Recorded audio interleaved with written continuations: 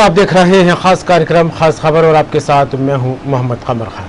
हाल ही में कुछ जगहों पर विधानसभा चुनाव और उपचुनाव को लेकर मतदान हुआ। 10 नवंबर को आने वाले नतीजों का सभी को बड़ी ही बेसब्री से इंतजार है।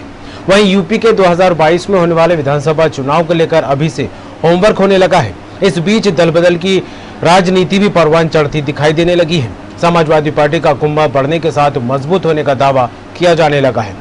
बसपा और कांग्रेस के 3 पूर्व सांसद सपा की साइकिल पर सवार हो गए हैं। इसके बाद सपा अध्यक्ष काफी गदगद नजर आने लगे और 2022 को लेकर ताल ठोकते दिखाई दे रहे हैं।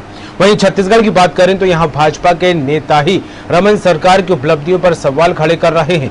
प्रशिक्षण शिविर के दौरान पूर्व गृह मंत्री ननकीराम कंवर ने 15 साल की सरकार को लेकर सवाल किया। इस पर कांग्रेस ने तंज कसा। ननकीराम कंवर के सवाल के क्या है मायने और दल बदल के चलते उत्तर प्रदेश में क्या बन रहा है सियासी माहौल, इसी पर करेंगे बात खास खबर में।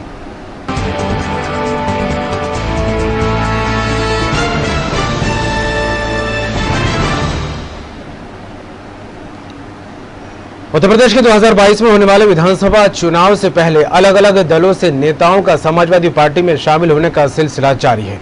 इसी कड़ी में कांग्रेस, बसपा और जदयू के 3 पूर्व सांसद सपा में शामिल हुए। बसपा से सांसद रहे कैलाश सिंह यादव और कांग्रेस से सांसद रहे बाल कुमार पटेल ने अपने समर्थकों के साथ सपा की साइकिल पर सवार हो गए। अखिलेश यादव ने कहा है, मुझे बहुत ज्यादा खुशी है, आज इतने ज्यादा लोग समाजवादी पार्टी को ज्वाइन कर रहे हैं। ये बताता है कि 2022 में यूपी में क्या होने वाला है। मैं इन सब का दिल से आभार व्यक्त करता हूं। अखिलेश यादव ने भारतीय जनता पार्टी पर बड़ा आरोप लगाया। उन्होंने कहा, भाजपा ने सिर्फ अपने लाभ के लिए देश में नोटबंदी की, गरीब आदमी की तो कमर ही टूट गई। जिनके पास काला धन था वे देश छोड़कर भाग गए। भाजपा इसके बाद लकीर पीटने में लगी हुई है। बिगड़ती अर्थव्यवस्था के चलते नौजवान सड़कों पर हैं। 2017 के उत्तर प्रदेश चुनाव में भारतीय जनता पार्टी ने जो बड़े बड़े फैसले लिए उससे देश को काफी नुकसान हुआ है।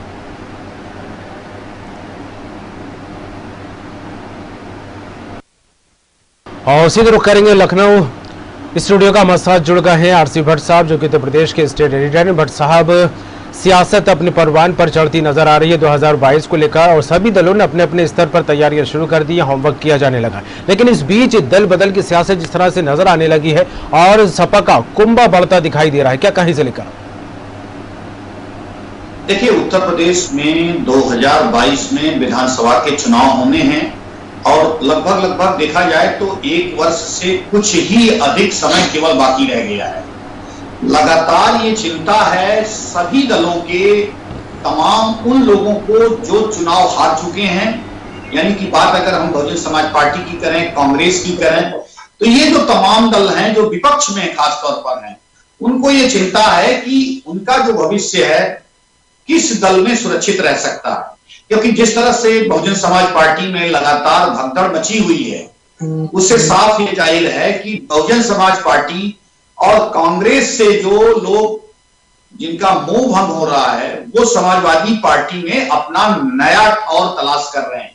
और जिस तरह से अखिलेश यादव का कुंभा लगातार बढ़ रहा है, बात अगर हम आज की करें तो आज 3 सांसद और कई विधायक जो पूर्व विधायक रहे बहुजन समाज पार्टी में, कांग्रेस में, उन तमाम लोगों ने आज बहुजन समाज पार्टी को, कांग्रेस को छोड़कर समाजवादी पार्टी की सदस्यता ली है। यानी कि निश्चित रूप से आज का दिन अखिलेश यादव का रहा, क्योंकि तमाम दलों के कद्दावर नेता, बात अगर हम बाल कुमार पटेल की करें, कैलाश सिंह यादव की करें, जासमीन अंसारी की करें और खासतौर पे कई अन्य नेता हैं, वो आज समाजवादी पार्टी में शामिल हुए हैं।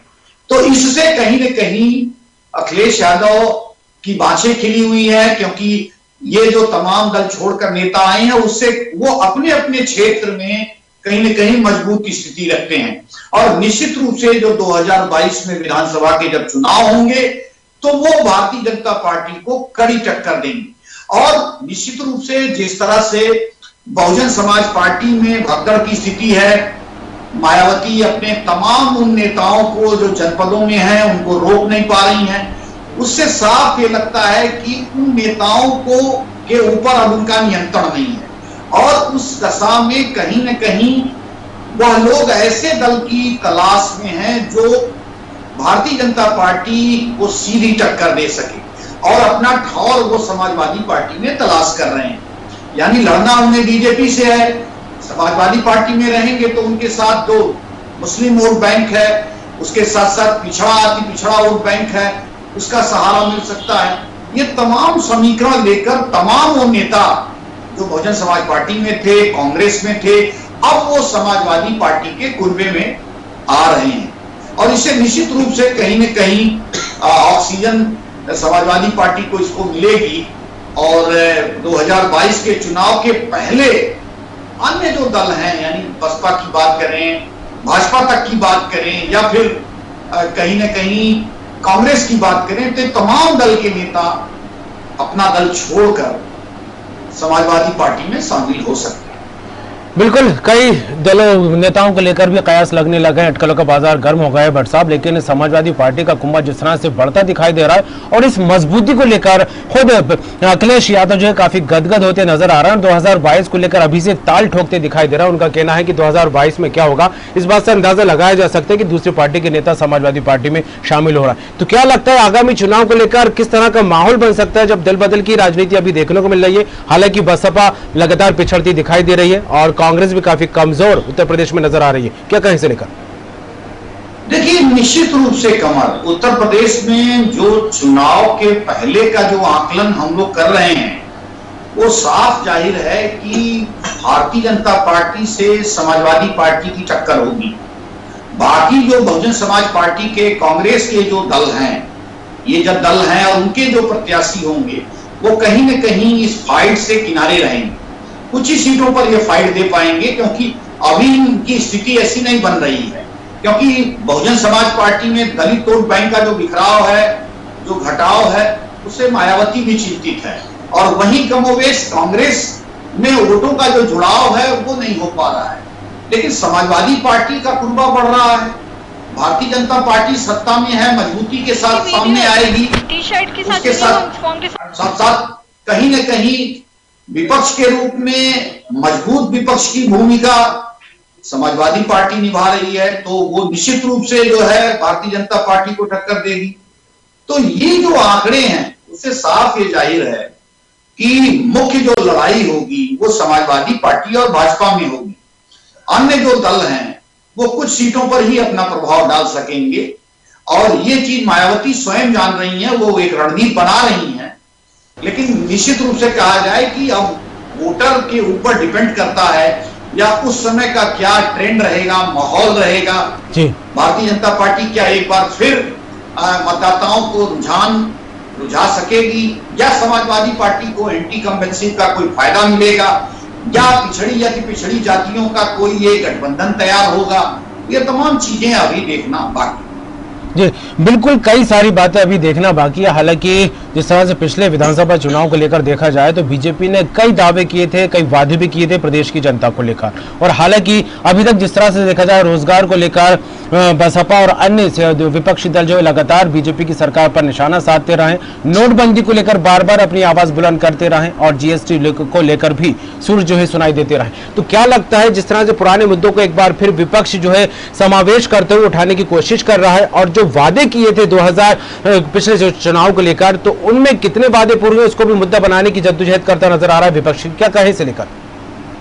कमल, निश्चित रूप से आज जिस तरह से अखिलेश यादव ने नोटबंदी की बात कही, उसके साथ साथ सरकार में कानून व्यवस्था खराब है इसकी बात कही, उसके साथ साथ बिजली पर उन्होंने तंज कसा, तो ये जाहिर सी बात है कि वो सरकार की तमाम कमियों को उजागर करने का काम करेंगे, उसको मुद्दा बनाने का काम करेंगे। और निश्चित रूप से इस तरह के जो तमाम मुद्दे हैं, चाहे स्वास्थ्य सेवाओं में हो, चाहे कानून व्यवस्था की स्थिति में हो, चाहे अन्य उत्तर प्रदेश के जो तात्कालिक मुद्दे होंगे, इसको कहीं न कहीं वो मुद्दा बना के आगे बढ़ने की कोशिश करेंगे, क्योंकि वो विपक्ष में है और उनका काम निश्चित रूप से सत्ता पक्ष पर हमला करना है और उसके साथ साथ चुनाव के बीच में जाकर जनता को अपने सरकार के और वर्तमान सरकार के फर्क के बारे में भी बताना है। सीधे तौर पर अखिलेश यादव का कहना है कि हमने जो काम 2012 से 17 तक किए थे उसी का उद्घाटन और शिलान्यास ये सरकार कर रही है। ये बड़ा आरोप है और लेकिन सरकार का इतर ये कहना है कि सरकार ने 1.25 करोड़ मजदूरों को रोजगार दिया है। उसके साथ साथ कोविड-19 में मजबूती से उन्होंने काम किया है, स्वास्थ्य सेवाओं को आगे बढ़ाया है। उसके साथ साथ अन्य जो क्षेत्र हैं उनमें सरकार ने काम किया है। तो ये रस्साकसी तो चलनी तय है, लेकिन अभी थोड़ा सा जल्दबाजी होगा क्योंकि चुनाव में अभी तकरीबन 1.25 साल का समय शेष है। अभी जब 6 माह और निकलेंगे तो उसके बाद आरोप प्रत्यारोप का दौर भी बढ़ेगा और दल बदल का जो दौर है वो भी मजबूती से शुरू होगा। चलिए, बिल्कुल इन तमाम परिस्थितियों के बीच 2022 को लेकर कई कयास अभी से लगने लगे और जो प्रमुख भूमिका में माहौल बनता दिखाई दे रहा है वो सपा और बीजेपी के बीच भटसाव, लेकिन कांग्रेस और बसपा किस रणनीति के तहत आगे बढ़ते दिखाई देते हैं 2022 की तैयारी को लेकर, ये देखने वाली बात होगी। जुड़ने के लिए तमाम बात के लिए आपका बहुत बहुत शुक्रिया। तो उत्तर प्रदेश में लगातार दल बदल की सियासत देखने को मिल रही है और आज बसपा और कांग्रेस के पूर्व सांसदों ने जो है पार्टी छोड़कर सपा का दामन थाम लिया है, साइकिल पर सवार हो गए हैं। अब देखने वाली बात होगी कि इस बढ़ते कुंभे को लेकर अखिलेश यादव जो है काफी गदगद होते नजर आ रहे हैं और 2022 को लेकर अभी से जिस तरह से उनका अंदाज, उनका नजरिया सामने आया, उसे देखकर यही कहा जा सकता है कि 2022 को लेकर वे ताल ठोकते दिखाई दे रहे हैं। फिलहाल इस दल बदल को लेकर क्या कुछ सियासत उत्तर प्रदेश में आगे बनती है और किस तरह का माहौल बनकर निकलकर सामने आता है, देखने वाली बात होगी। तो करेंगे